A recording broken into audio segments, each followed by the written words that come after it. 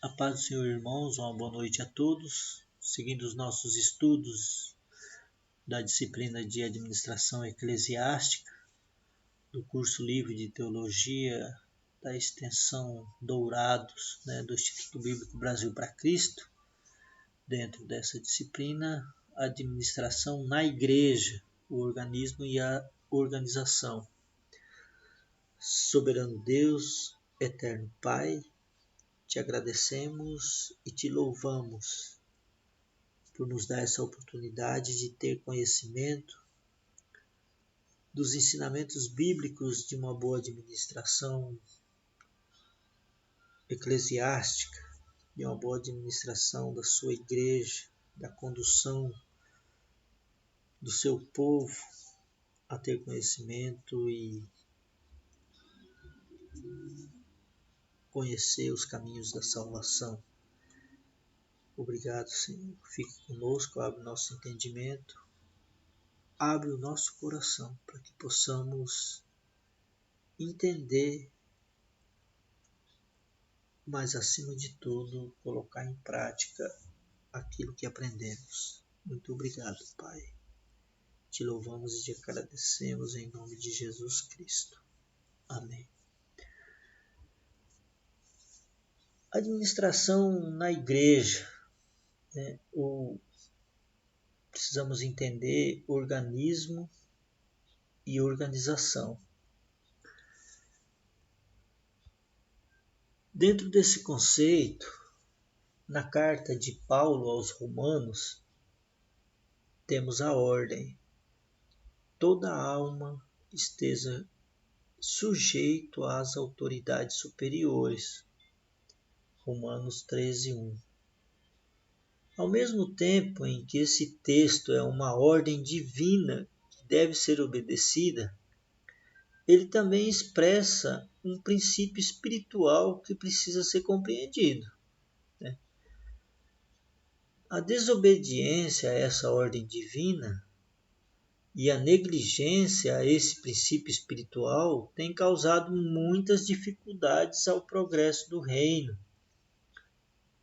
de Deus aqui na Terra. Muitas igrejas, além de não ocupar o seu lugar na comunidade, são perseguidas e fechadas. É importante que se esclareça que essa perseguição não é por, abre aspas aí, levante do inferno, ou por interferência do maligno, fecha aspas, mas por fazer a obra do Senhor na clandestinidade, devido à acomodação e à negligência dos administradores, dos pastores e dos responsáveis por levar e por conduzir o progresso do reino de Deus na terra. Considerando aí esses dois pressupostos, que é o fato bíblico e a realidade eclesiástica, temos que estar preparados para exercer o governo de uma igreja em submissão às autoridades do país onde a gente vive. Óbvio. Em algumas situações, as leis humanas vão expressar o conceito do mundo que está debaixo do jugo satânico. Mas há muitas outras que servirão de apoio para testemunharmos do amor e do poder do nosso maravilhoso Senhor. E são sobre essas leis que a disciplina, a administração eclesiástica, está procurando te ajudar e está sempre procurando demonstrar às nossas igrejas, aos nossos pastores, aos nossos líderes, aos nossos guias, que a igreja, entendendo essas leis, entendendo essas ordenanças, deve cumpri-las. Por outro lado, quando há conflito entre a autoridade humana, que é inferior, e a autoridade divina, que é superior, então, obviamente, que nós temos que escolher a obediência a Deus. Isso, inclusive, em relação a líderes religiosos ou estatutos mal intencionados. Está lá em Atos 5, 29. Né? Não é só com relação à administração eclesiástica procurar ajudar, procurar entender dentro desse entendimento que são os administradores, são as leis que têm se levantado, que têm caçado as igrejas. Óbvio que vai caçar se o responsável não estiver cumprindo os preceitos da lei dentro da sociedade que ele vive. Ele está lá na clandestinidade, não paga os impostos, não paga os aluguéis, sabe? Então, aí depois coloca a culpa no levante do inferno. Então, a igreja é ao mesmo tempo uma organização e um organismo. A organização está sujeita às leis do homem, enquanto que o organismo é o corpo de Cristo na terra, sujeito às leis de Deus. A igreja, como um organismo ou como uma organização do homem, ele deve sempre trabalhar para a igreja o organismo que é de Deus. Né? É nesse sentido que é preciso entender. A organização é do homem, está sujeito às leis e deve trabalhar para o organismo que é o organismo de Deus. Quando esse organismo passa a trabalhar em função da organização, ela deixou de ser uma igreja de Cristo e passou a ser uma igreja do homem. Ela passou a buscar objetivos humanos em detrimento dos objetivos divinos. Então, precisamos perceber exatamente quando podemos ou não podemos desobedecer às leis humanas sem estar pecando. Para isso, temos abaixo um pequeno estudo sobre níveis de autoridade na igreja que pode nos auxiliar nessa missão difícil. Então, nós temos que observar a organização e o organismo, né? Porque se a gente estiver mais preocupado em estar olhando a parte material, a gente vai estar olhando mais para a parte que não é de Deus.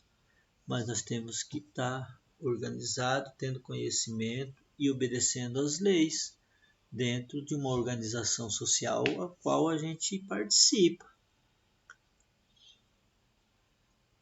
Então, a igreja é ao mesmo tempo uma organização e um organismo. A organização está sujeita às leis do homem. Já o organismo é o corpo de Cristo na terra e está sujeito às leis de Deus.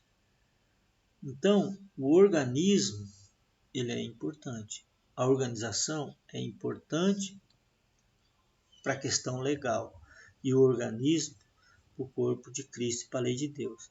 Quando esse organismo passa a trabalhar em função da organização, que é dentro da lei, e é em função material, aí já passa a ser não mais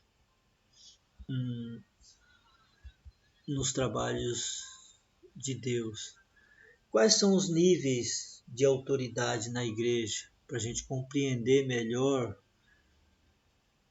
o que estamos falando.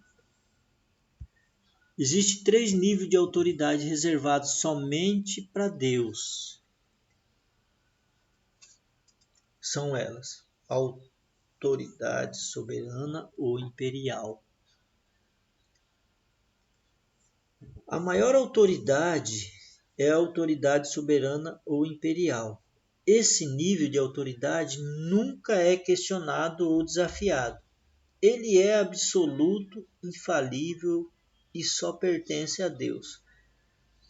Qualquer pessoa ou igreja que passa a usar esse tipo de autoridade está completamente fora do contexto bíblico, porque a autoridade soberana e imperial é de Deus, e não da pessoa, do homem, e não do administrador da igreja, né? Normalmente, quem quer ter esse tipo de autoridade está querendo tomar o lugar de Cristo na igreja, imitando a Satanás, que é previsto lá em Isaías 14, 12 a 14. Somente Jesus é o cabeça da igreja. Está lá em Efésios 1, 16 a 22. Então, o administrador que tentar ter autoridade nesse sentido, soberano e imperial, está cometendo um grave engano e vai ser cobrado. A segunda autoridade é a autoridade da verdade, que é delegada, reservada somente para Deus. Qualquer coisa que é verdadeira tem autoridade, pelo fato de ser verdade. 2 Coríntios 13, 8. Deus Pai fala a verdade, está lá em Números 23, 19. Deus Filho fala a verdade, está lá em João 14, 6. Deus Espírito Santo fala a verdade, está em 1 João 5, 6. Então, a autoridade da verdade, ele é reservado somente a Deus. E a terceira autoridade da consciência. Terceira autoridade, que é a autoridade da consciência. Puxar os slides. Autoridade da consciência. Qualquer pessoa que possua uma sanidade mental, em sã consciência, pode distinguir o certo e o errado, sabendo que gostaria que os outros lhe fizessem ou aquilo que gostaria que os outros não lhe fizessem. Eu sei o que eu gostaria que os outros fizessem para mim. E eu sei o que eu não gostaria que as pessoas fizessem a mim. Então eu tenho uma sanidade mental. Eu posso distinguir isso. Eu posso saber o que é certo e o que é errado. Isso, inclusive, é um princípio de Deus revelado lá nos 10 mandamentos. O que Deus determinou e que não façamos nada que nos machuque ou machuque nosso semelhante. É se colocar no lugar do outro. Saber o que não queremos que os outros façam a nós e o que não devemos fazer aos outros. É o que a Bíblia chama de consciência. Sã consciência. Nesse termo, portanto, a autoridade soberana de Deus, que está expressa em sua palavra, e a de nossa consciência são mais importantes do que qualquer outra pessoa, a despeito da sua posição ou título, ou qualquer grupo religioso. Não importa a posição social, o título, o pastor, o doutor, né? A sua consciência, a autoridade soberana da consciência, da existência de Deus que coloca no nosso entendimento, nenhuma pessoa sobre a face da terra tem esse direito outorgado ou delegado por Deus de ordenar que você desobedeça a sua consciência, a sua Bíblia ou ao seu Deus. Ninguém tem esse poder de te ordenar para você fazer coisa contrária àquilo que a tua consciência manda fazer dentro dos princípios ou dentro daquilo que a Bíblia fala ou que o Deus te orientou. Existem 4 níveis de autoridade reservada para o homem também, né? Primeiro é a autoridade delegada. O apóstolo Paulo nos dá instrução com relação a Deixa eu achar aqui o slide para que a gente possa nos orientar melhor. Essas são as autoridades, né, os níveis de autoridade reservada ao homem. Aquelas outras três que a gente viu, então, são níveis de autoridade reservados somente para Deus, que é a autoridade soberana ou imperial, a autoridade da verdade e a autoridade da consciência. Essas outras, então, são 4 autoridades reservadas para o homem, que é a delegada, né, porque a gente vai ver lá que o apóstolo Paulo nos dá instrução com relação à nossa submissão aos 5 dons materiais, que são os líderes da igreja, né, neotestamentário, que está lá no Testamento, que é os apóstolos, os profetas, os evangelistas, os pastores e os mestres, que esses são os líderes, os 5 dons ministeriais, que é uma autoridade que é delegado, né, que é delegado pela igreja. Está lá em Efésios 4:11 e Hebreus 13:17. O limite da autoridade delegada é esse. A autoridade é delegada nunca vai além da sua própria responsabilidade.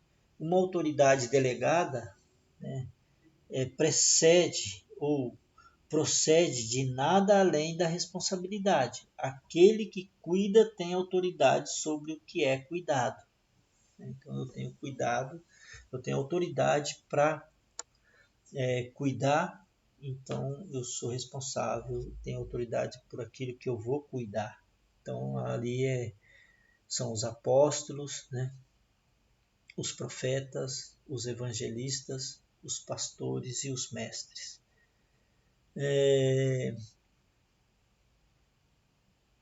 A segunda autoridade estipulada,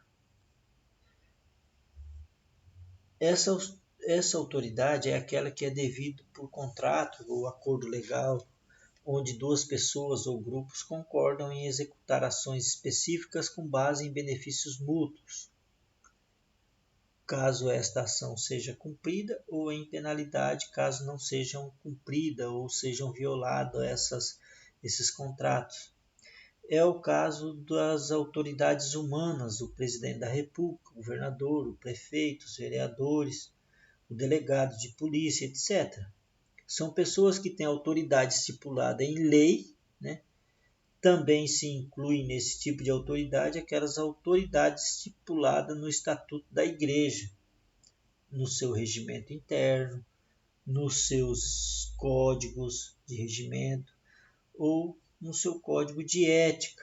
Então, são autoridades estipuladas dentro da ordem eclesiástica do Estatuto da Igreja. Também tem a autoridade delegada ao homem, que é a autoridade dos costumes ou da tradição, também chamada de autoridade externa,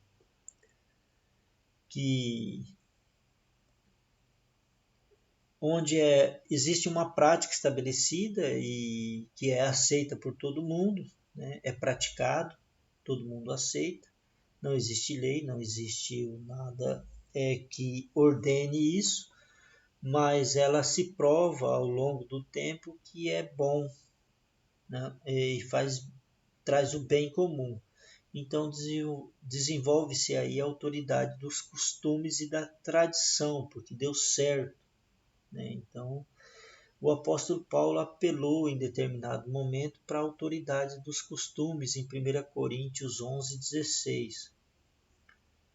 Um conflito interessante entre a autoridade estipulada e a autoridade de costume ocorre em Gênesis 29, de 9 a 30.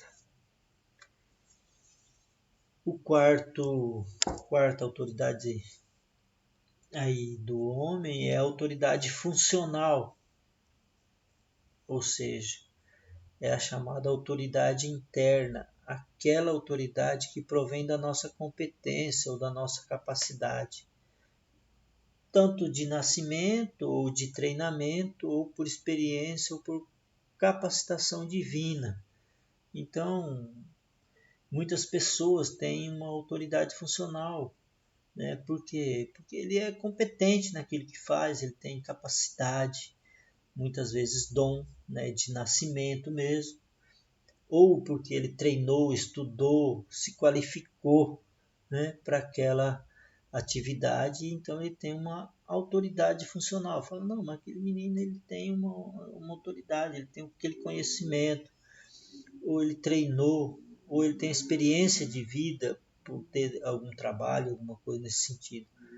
Ou mesmo porque foi capacitado por Deus, né? A gente ouve muito falar, né? Deus não escolhe os capacitados, mas capacita os escolhidos. Então, é uma autoridade funcional. Continuando e para encerrar, essa parte de administração eclesiástica, da administração na igreja, a gente percebe aí problemas com a autoridade humana, né? Existem problemas com a autoridade humana quando o homem quer exercer uma autoridade que pertence somente para Deus. Não é fato isolado, acontece muito dentro de administrações na igreja, onde lideranças, pastores, né, na sua grande maioria, quer exercer uma autoridade que não pertence a ele. Esse é um problema que é verificado dentro da administração eclesiástica, ou quando a autoridade religiosa entra em conflito com a autoridade da palavra de Deus. E o terceiro item de problema com a autoridade humana é quando se eleva a autoridade dos costumes e da tradição acima da autoridade da Bíblia. É o que a gente chama de usos e costumes seculares. Muitas pessoas, muitas igrejas, muitas lideranças colocam: ah, não, mas isso agora é normal, né? Nos dias de hoje, isso já não é mais, entendeu? Então, hoje em dia isso aí já é costume, já virou tradição, então já, sabe, a igreja vai aceitar, né? Então, o administrador aceita porque é normal. Normal não é. O que é anormal é anormal. E a autoridade da Bíblia continua normal, e o que é anormal continua sendo anormal para a Bíblia, né? Porque as coisas mudam, mas a Bíblia não muda, né? A autoridade de Deus não muda. Então, quando se eleva a autoridade dos costumes e da tradição acima da autoridade da Bíblia, é um problema com a autoridade humana. Então, esses são o que nós separamos dentro do Instituto Bíblico Brasil para Cristo aos nossos estudos e questionamentos quanto à administração na igreja. Espero que tenham entendido, e se tiverem alguma dúvida podem entrar em contato. Estamos aqui para aprendermos juntos. Fiquem todos na paz de Deus e que possamos ter a oportunidade para uma próxima aula. Agradecemos em nome de Jesus. Fiquem todos na paz. Amém. Glória a Deus.